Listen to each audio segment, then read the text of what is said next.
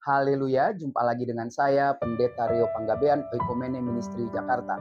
Apa kabar saudara? Saya berharap saudara selalu berada dalam keadaan baik, sehat, penuh semangat, dan never give up. Jangan pernah menyerah.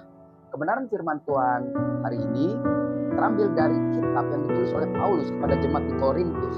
Tepatnya pada 2 Korintus pasal 7 ayat yang pertama, di situ dikatakan dengan jelas demikian.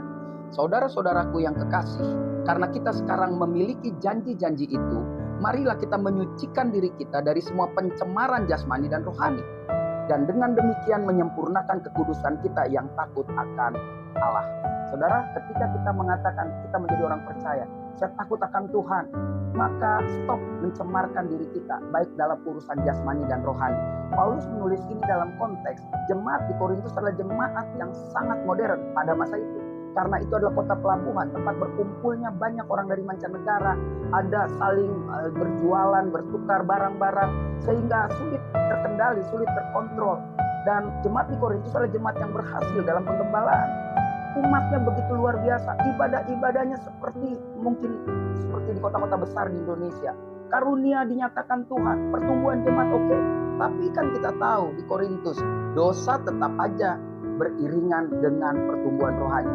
Makanya Paulus ingatkan, karena Paulus ditantang untuk datang ke Korintus, tapi karena tidak sempat, maka dia tulis surat. Di bagian lain kan Paulus bilang, aku bukannya takut, tapi belum waktunya Tuhan. Nah, yang menarik bagi saya, di ayat yang pertama dikatakan, karena kita sekarang memiliki janji-janji itu. Apa janji Tuhan dalam hidup saudara dan saya? Saya nggak tahu, tetapi kita punya satu yang sama janji Tuhan, yaitu Dia pasti menyertai saudara dan saya untuk bisa melakukan hal-hal yang tidak mencemarkan nama Tuhan. Jasmani, rohani kita harus berjalan beriringan. Ada hal yang seimbang. Ya, bukan berarti kompromi, seimbang itu terus kita hidup dalam dosa, tapi terus kita hidup dalam ibadah, bukan. Tetapi seimbang, maksudnya ada saat-saat kita harus keluar dari lingkaran rohani seperti teman persekutuan, teman gereja, untuk bergaul dengan banyak teman-teman di dunia ini, agar kita bisa tetap menjadi berkat bagi banyak orang.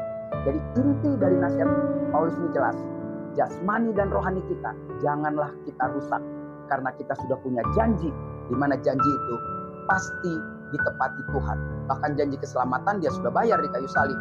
Tinggal kita akan melihat janji yang Dia katakan. Dia sudah menyediakan tempat buat saudara dan saya. Maka kita akan ke sana karena kita tahu jalan ke sana.